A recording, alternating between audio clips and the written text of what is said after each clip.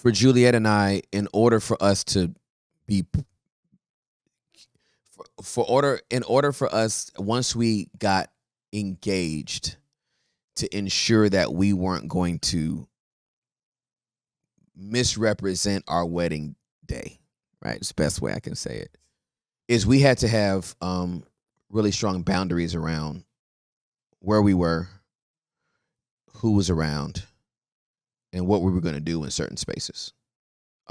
So for us practically, that means there's got to be curfews. For us practically, that means kissing can only take place upright.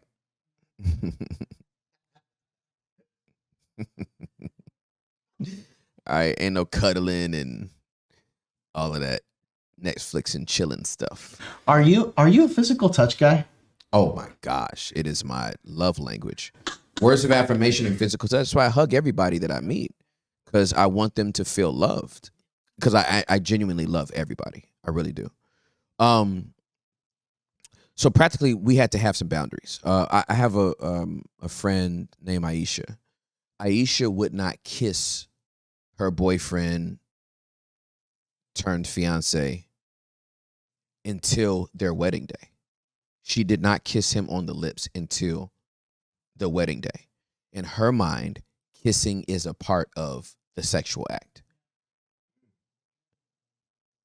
And she was adamant about it. And everybody was like, girl, you too deep. And she made it to her wedding day. And when I tell you that first kiss she had with that dude, she tongued that boy down. She put her tongue all down his throat. She was like, you going to get the rest of this later.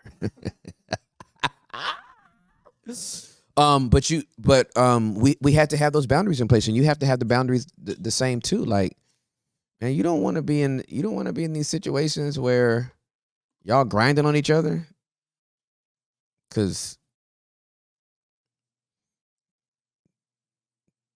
that's painful for the dude after a while.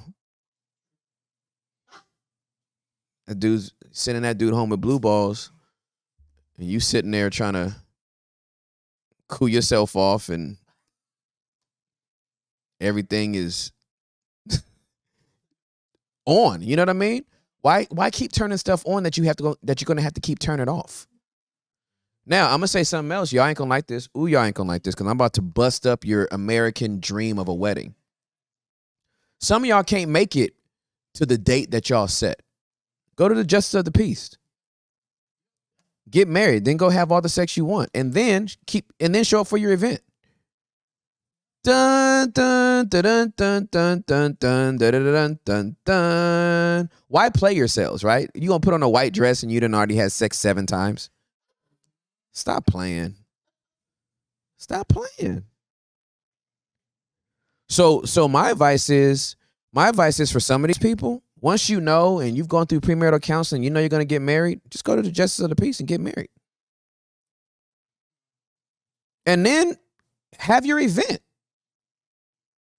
If you go ahead and have your event, you'll be good.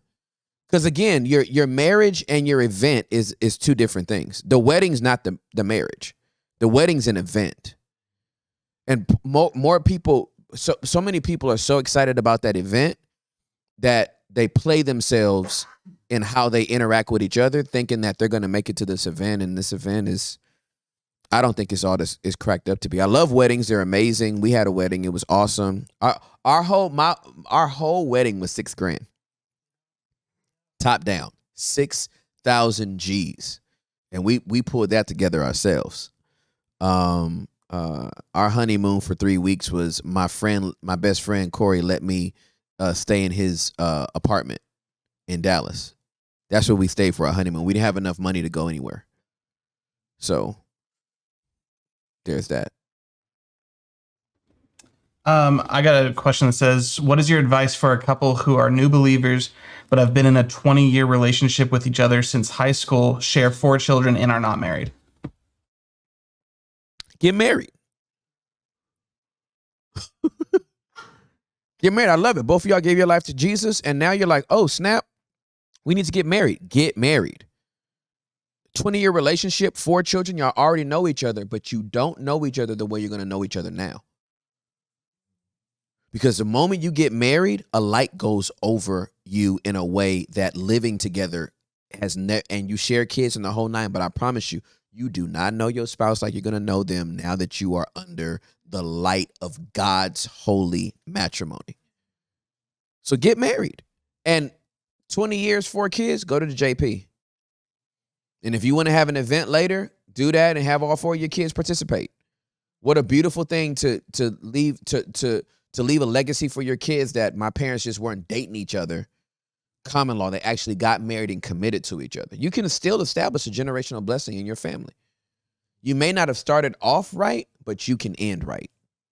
So I just say get married.